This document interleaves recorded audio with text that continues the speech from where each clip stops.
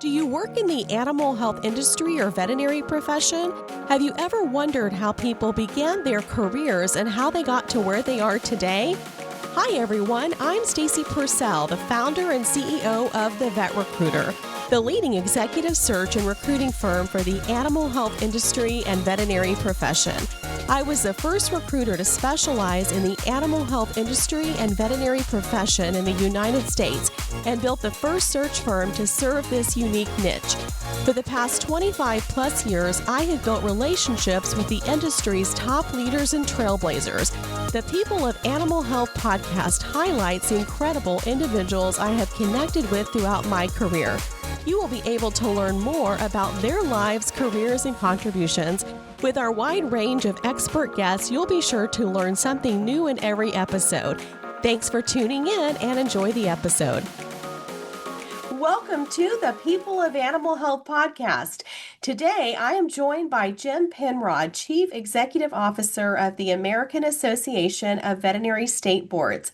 Since 2015, Jim has led the AAVSB in advancing veterinary regulation and supporting professionals across 63 jurisdictions in the U.S., Canada, and U.S. territories. With more than 30 years of leadership experience in professional regulation and association management, Jim has earned numerous honors for innovation and service, including the Veterinary Innovation Summit's Innovation Award.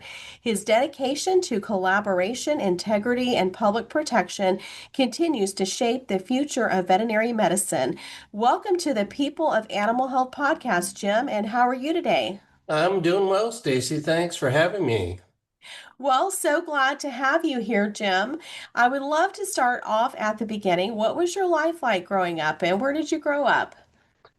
Well, I was born in New York, but moved from there when I was 3 years old to Ohio, and I grew up basically in Ohio. I um, actually went to receive a degree in landscape architecture through the Ohio State University, and from there I moved out to Virginia, where I spent 30 years until I came to AAVSB. Well, how did you get into the world of veterinary medicine? Yeah, so interesting story. I served at CLARB, which is the Council of Landscape Architectural Registration Boards, for 24 years. I got out of school. I worked for a couple of firms in landscape architecture, and then I started my own business as a land planner. I used to do large developments and those kinds of things around Virginia and some of the surrounding states. And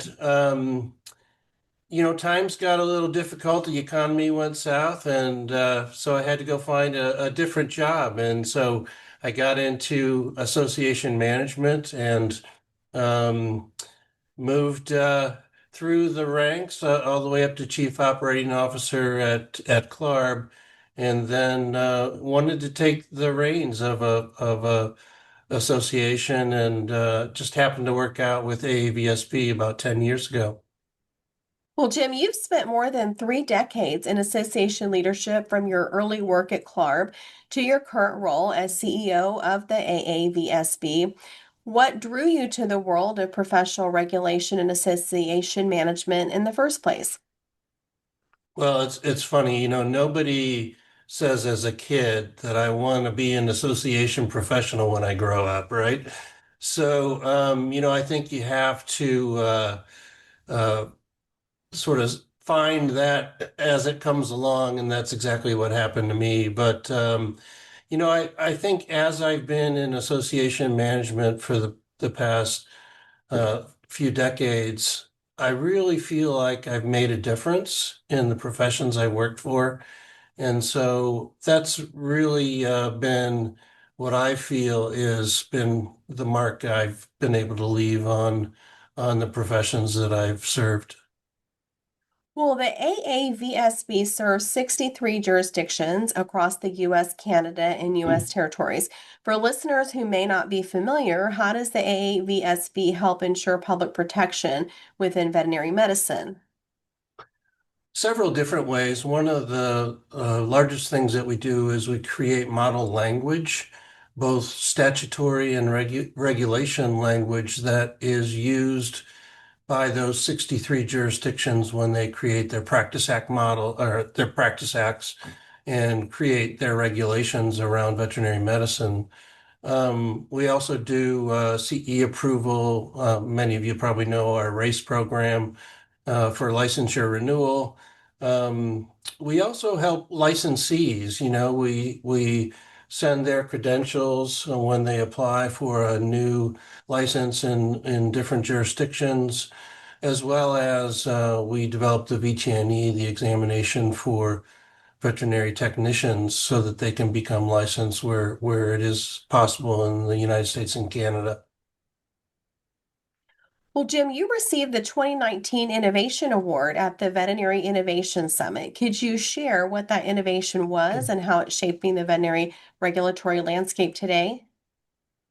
Yeah, and again, I started in 2015. One of the first things that we developed was a strategic plan for the organization. So I worked with the board of directors at the time to create that strategy. One of the strategy items was around telemedicine or telehealth. And we took that on in about 2016. Obviously a big topic. And it took a committee of volunteers about 2 years to develop some language around telemedicine and telehealth. And so in 2018, the membership approved our Practice Act model, which included the ability to create a virtual VCPR. And I believe that's really what led to the award that I received at the Innovation Summit in 2019. Thinking about proactively how are these things going to impact veterinary medicine and making sure that we define how it works rather than someone from the outside doing it for the profession, right? Well, having also worked extensively with the Council of Landscape Architectural Registration Boards, what lessons from that field have informed your leadership and innovation at the AAVSB? And I think regulation is really similar across most professions. Obviously the details when you get into the professions matter, but when you think about regulations and statutes and those kinds of things, it's all pretty much the same. But really, it's all about protecting the public and giving access to care and those kinds of things. And so doing what we can with technology to provide those opportunities and to think about, how can we get those folks that have pets or even, food animal, those kinds of things, how can we get them access to veterinary care when for so many it's out of reach? And trying to figure that out, I think is where we try to innovate around our regulatory perspectives here. Well, over your decade with AAVSB, how have you seen the regulatory needs of veterinary professionals evolve, especially with the rise of telehealth, cross-border practice, and workforce mobility?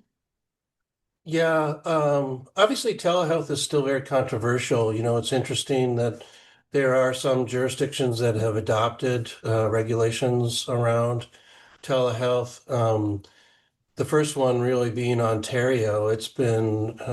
Ontario's had regulations in place for telemedicine for, I don't know, 6 or 8 years. And, they really haven't seen too many complaints related to practicing through telemedicine. So that's been an interesting thing, but again, still controversial in the profession. More recently, I think we've seen a rise in relief vets because the students that are coming out of college now seem to, want to do the 8 to 5 kind of work rather than the hours that perhaps in the past many veterinarians took on. And so I think we're seeing, more relief vets that are working in multiple jurisdictions. They need to get licensed in more locations. And that's made a difference in the work that we do here for AAVSB. And then obviously most recently is the VPA, the Veterinary Professional Associate, being approved in Colorado. And, it was important for my board with AAVSB to think of it as not do we support this profession or believe in it or whatever, but how do we protect the public when these folks actually graduate from school and get out and begin to practice? So that's been what our focus has been with the VPA. Well, now, Jim, you've been recognized with several honors, including the Distinguished Association Executive Award and election as a Fellow of the ASLA. How would you describe your personal philosophy of leadership that has guided these achievements?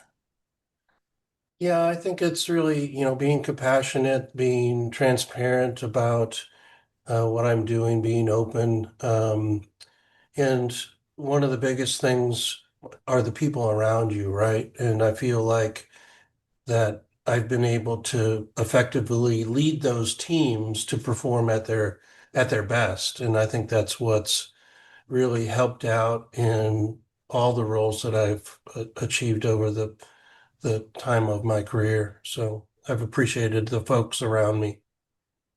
Both at CLARB and the AAVSB, you've emphasized data-driven and innovative strategies. How is technology transforming the way regulatory organizations operate and collaborate today? Yeah, obviously the biggest thing in the marketplace right now is artificial intelligence. And for those that don't know, we produced a white paper, AVSB did, on artificial intelligence and how it needs to be regulated. This year, we're working on putting together a committee task force that'll actually be looking at creating some regulations around artificial intelligence and how it's used in veterinary medicine, both from an administrative perspective, data privacy, when people are using scribes and those kinds of things, all the way up to, how can it be used in in medicine as far as diagnosis and those kinds of things, and making sure that it's used appropriately and protects the public when it is used in those cases. We also, more internally, we have had a centralized licensure database since the late 90s. And one of the things that we've been striving for over the past few years is to set up these connections with our members and receive daily updates on licensee information, things like, when they've achieved their license in a particular state or province, when it may expire, those kinds of things. And the goal of all this is to have an on-demand system where um, regulatory boards can simply look up someone's name and see if they're in good standing, which I think will make a huge difference in how quickly someone's able to get licensed. Yeah. Well, as a former chair of the CAE Commission, what do you see as the biggest value of professional certification for association executives, and how has the CAE program evolved to meet modern challenges? I think it's really about the journey to achieve those certifications, um, the education that you need to do, the studying that gets you to a place where you're ready to achieve that certification. When I was on the commission, the chair of the commission, the way that we recognized continuing competence began to change. That it's not just continuing education, but there's other ways to demonstrate continuing competence, even self-assessment, those kinds of things. We also added an ethics component at the time, which I thought was really critical and I think would be, something that every profession can benefit from if there's a requirement to think about ethical behavior and making sure you're doing things properly. That makes sense.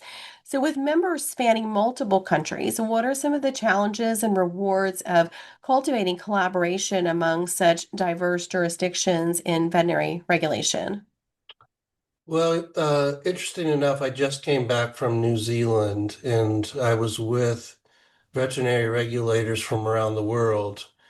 And you might think that practice is different in other countries, but frankly, when it comes to regulation, we're all dealing with the same issues. And one of the things that we talked about quite a bit, which is termed right touch regulation, which simply means that, you know, set the regulations as simple and as light as you can, um, because frankly, 90% of regulatory issues are controlled by the licensee themselves, and then maybe another 8 or 9% by the folks around them, their coworkers, um, their corporations, those kinds of things. And really, it's that last 1% when regulation really needs to kick in for perhaps the bad actors that, are ignoring, trying to help protect animals and the public. What is on the horizon for the AAVSB and for you personally as you look to the next decade of supporting veterinary professionals and advancing public trust? Yeah. The big thing over this next year is going to be the VPA exam. We're developing that, as I mentioned, to make sure that once these uh, professionals graduate and get out into practice, that they're not harming the public or animals. And the one thing that I want to achieve with this examination is to look at it more as, excuse me, a competency-based assessment versus a knowledge-based assessment, because frankly, um, many exams, our profession knows the NAVLE, knows the VTNE, and they're mainly knowledge-based. And, you have to sort of spit out what you learned in school and demonstrate that when you get out into the profession, you have the minimum competence to thrive. But with artificial intelligence and even with Google these days, anyone can have knowledge at their fingertips. But it's really, how do you demonstrate that knowledge and how can you take that knowledge and apply it to what you're actually performing? And so when we're looking at the VPA exam, we're looking at how can we create the examination of the future, basically, right? Which is looking at someone's abilities versus can they just demonstrate some knowledge that they picked up in their education. Hey everyone, we are interrupting the episode briefly to talk to you about today's sponsor. This episode is brought to you by the Vet Recruiter. The Vet Recruiter is the go-to executive search and recruitment firm in the animal health industry and veterinary profession, dedicated to connecting exceptional employers with high caliber candidates. With a deep understanding of the animal health industry and veterinary profession and a vast pool of talented candidates, we make the hiring process seamless and efficient for the animal health and veterinary employers who have critical hiring needs.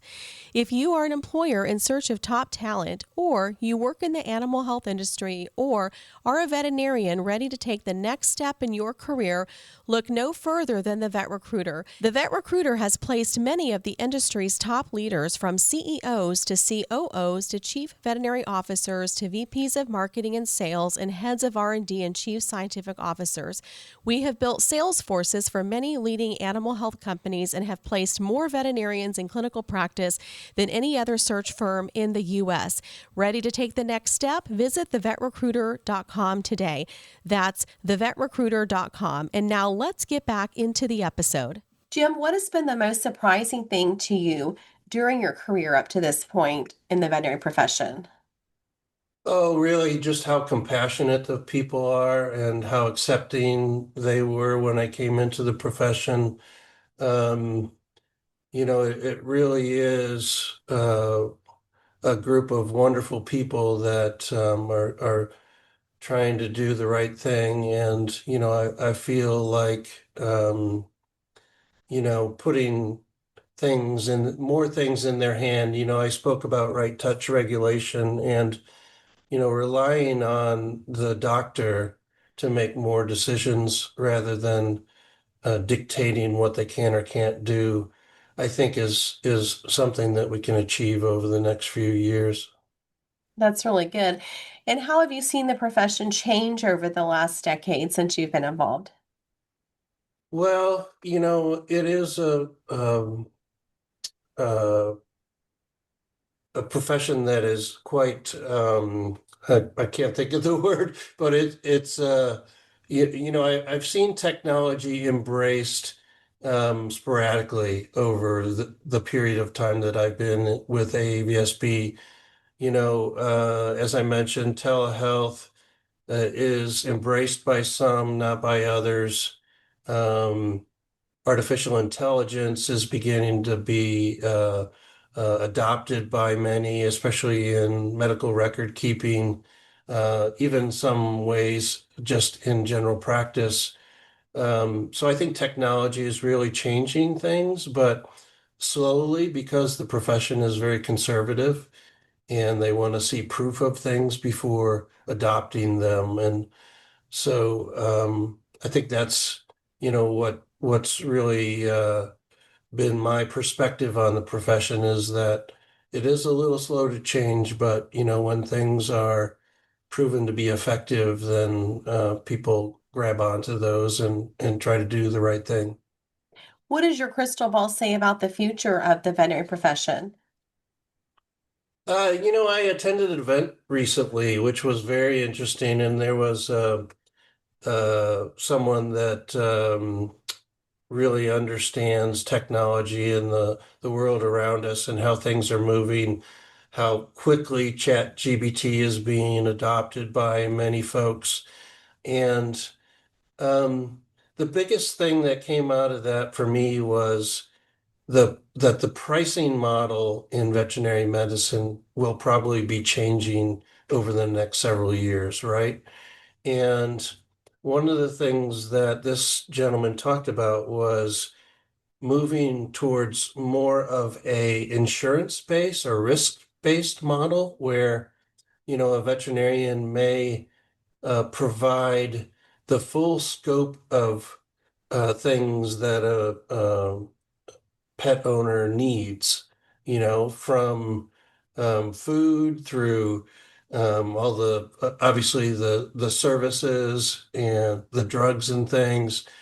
And basing that model on sort of a guarantee, like I can get your dog to live to be 15 years old if you follow my model here, right? And if they don't, then I'll give you your money back or twice your money back, right? So I thought it was an interesting concept that, if a veterinarian is in complete control over the animal's health and welfare and has the appropriate check-ins and things, the public will probably pay for that, right? And pay for, I'm going to have a long life with my pet or my animal. So I do think that that's going to be the biggest change that happens is with prices rising and the way the population has taken on pets more as their children rather than their property. I do believe that the model for how care will be delivered will change. That's really interesting. Well, Jim, what has been the biggest adversity or challenge that you've had to deal with during your career up to this point? I think I've always strived to do things quickly and get things done fast, and in some cases that's not been beneficial to me. Um, for example, when I was at Clarb, I moved the examination, which was a paper and pencil examination, to a computer delivered examination. And unfortunately, picked the wrong vendor and had to correct that along the way, right? And so, what I've learned from that is to really do my due diligence and think about how to move forward, how to get people to buy in. In particular, in an association, you have members and you support those members. But if you get too far out in front of your members, then it can be problematic. So trying to keep them to think strategically and think about the future is always something that, I think I've struggled with, but because I'm trying to get a lot of things done, but just trying to get them on board so they can see the positives of what we're trying to create. What are a few of your daily habits that help you achieve success? I think the biggest thing is I start the morning, quietly with a couple cups of coffee and think about the day ahead and really think about how, as an organization, we can make a difference. When I come to work, one of the things that I always do is have meetings with my team and try to brainstorm new ideas, figure out how we can collaborate to come up with things that will benefit the profession as we move forward as an organization. What advice would you give the younger version of yourself? Well, I think that communicate, right? Because the lack of facts that people have, they make assumptions, and many times they make incorrect assumptions. And so I would tell myself now that make sure that people understand what you're working on, what you're trying to accomplish, communicate that so that they know the facts and they don't come up with their own story that may not be correct. That's so good because we live in a world of miscommunication. Yeah.